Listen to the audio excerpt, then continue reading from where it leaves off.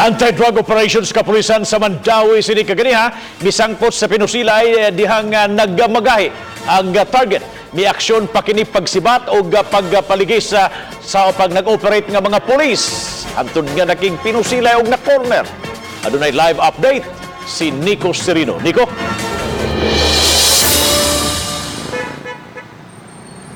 Yes, Bob, nakapaukay kining insidente sa pagpamusil kaganiha sa Dan AS Fortuna, Mandawi nga nasuta nga subay ra di ay sa nahitabo usab nga anti-drug operation sa kapulisan.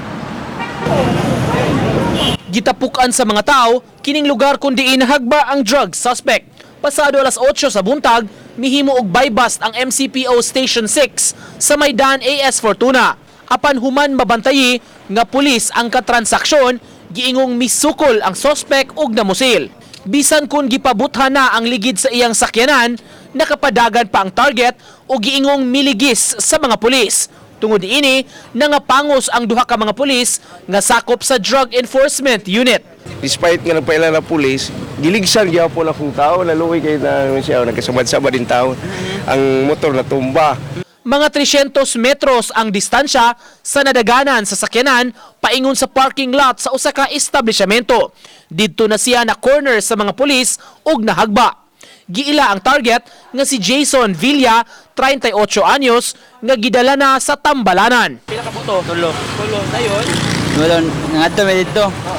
Nakita na naman siya nga, kaagpa na yung daga na yung dugo, yung gitiunan siya. Sa crime scene, na-recover ang revolver nga giingong gamit ni Villa. Sa paghilingsab sa taga-Soko sa iyang sakyanan, may nakuha sila nga gituuhang drogas. Ang panga ni Villa, migawas nga dunay koneksyon sa laing dinakpan kagahapon sa Station 6. Moray kwan good karon trend karon sa na manukol na gid. Hindi na tungod kay ba mo sila bugat kay ang penalty. Careful lang gid sila. Dili mo kumpansa dayon ba.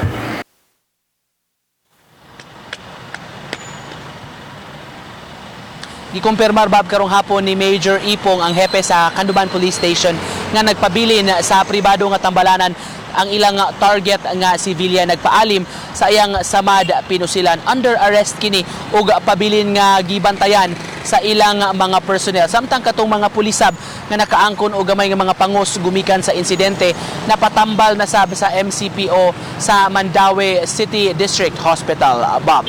Thank you so much, Nico Serino, sa imong live report.